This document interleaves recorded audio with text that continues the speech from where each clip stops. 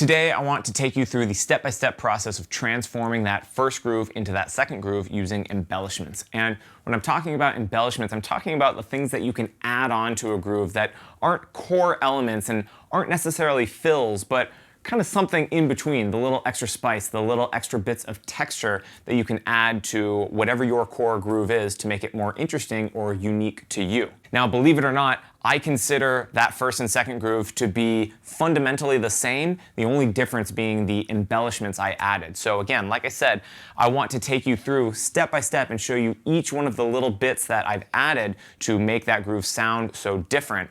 And the point of this video really isn't to teach you that specific groove. Of course, you'll be able to learn it, but it's really more about learning the different embellishment ideas that made it possible. And then the point is for you to be able to use those embellishment ideas in any of your grooves. So remember, it's not the groove that's important, but it's the friends we make and the embellishments we learn along the way. So let's jump right into learning this thing. First of all, we need to establish what our core groove is, and this is going to include our hi-hats being on eighth notes and then our kick, snare, melody. So all of these exercises are going to have sheet music available, and I'll also have links to the Groove Scribe so that you can pull it up and hear it, slow it down, speed it up, and then learn it for yourself every step of the way. So the first thing we're going to do is just establish what our bass groove is. So that's going to sound like this.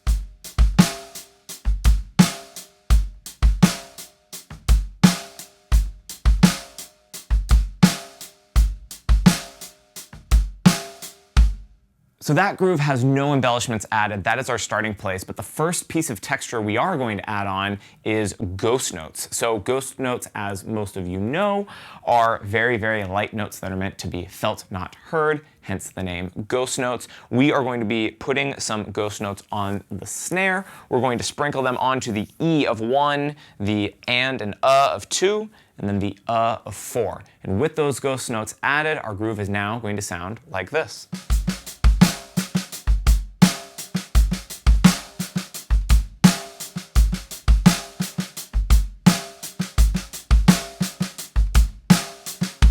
So if we can bring certain notes down, of course we can also bring them up, which brings us to our next embellishment, which is snare drum accents. So of course we are already accenting 2 and 4 on the snare, but if we start to put accents in spots other than 2 and 4, then we'll start to get these interesting peaks and valleys, especially against our ghost notes, that are going to sound really cool. So what we're going to do is we're going to change one of our ghost notes on the of 4. We're going to change that to an accent, and it's going to sound like this.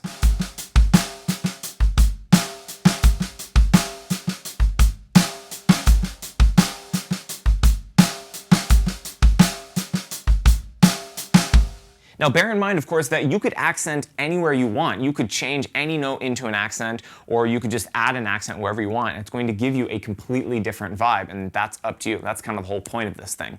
But in our case, the next piece of texture, the next embellishment we're going to talk about is buzzes. So this is the last piece of texture we'll talk about using the snare drum specifically. So we can have a ghost note, an accent, or a buzz. So what I'm going to do is I'm going to change the E of 1, which we were previously playing as a ghost note, and now I'm going to play that as a buzz stroke. So as with all of the other embellishments, you could put these buzzes wherever you want, but in our case, we're going to put it on the E of 1, and it's going to sound like this.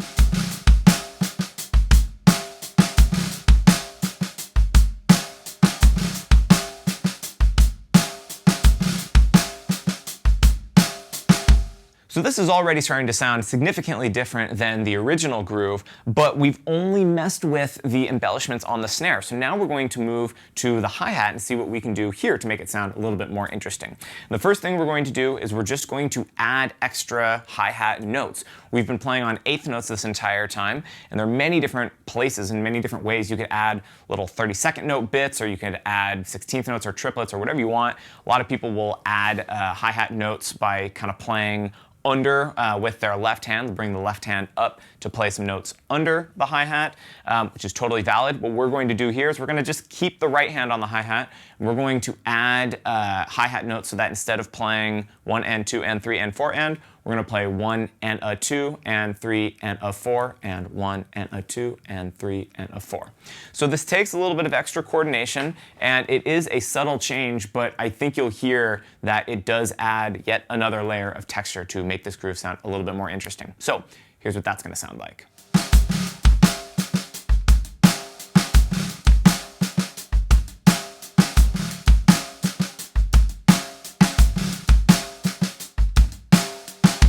Next up, just like we did with the snare, we can also accent certain notes on the hi-hat. Some people will naturally accent downbeats, some people like to accent upbeats. There are many, many different ways that you can accent the hi-hat, and that's kind of the point, is you can give your groove all of these different sounds just based on how you're accenting the hi-hat.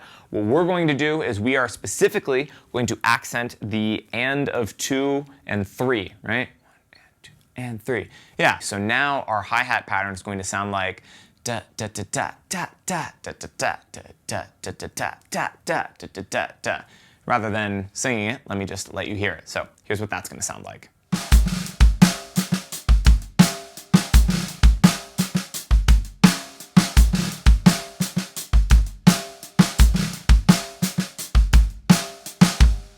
All right, so next up are open hi-hats or hi-hat barks, and this is a technique that's familiar to most of us. So what we're going to do is we're just going to add an open hi-hat at the end of the groove there and see how that changes things.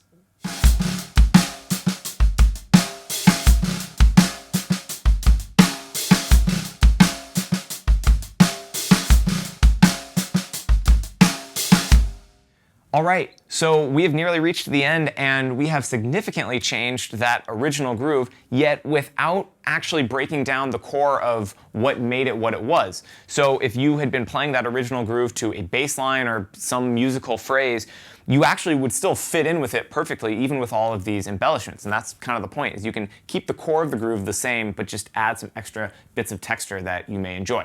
So the last piece of texture that we're going to talk about is diddled notes.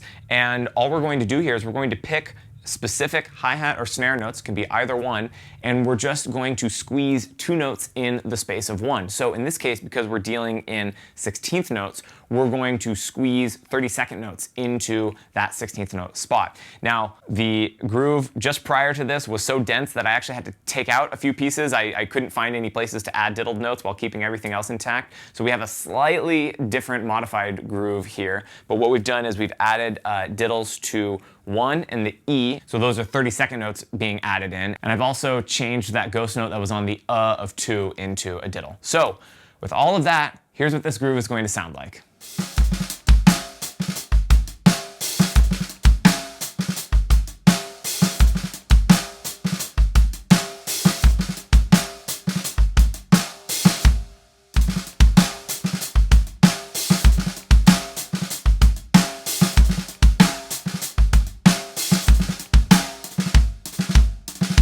Okay, so thank you if you followed along with me this entire time, and I will just reiterate that the point of this video is not to learn that specific groove, but it's to think about those embellishments and how you can use them in your own playing, in grooves that you compose or in your improv as well. So, like I said, there are groove scribe links to all of those if you want to investigate any particular embellishment more closely. Let me know what you thought. Thank you so much for following along. I hope this helped, and I will see you in the next one.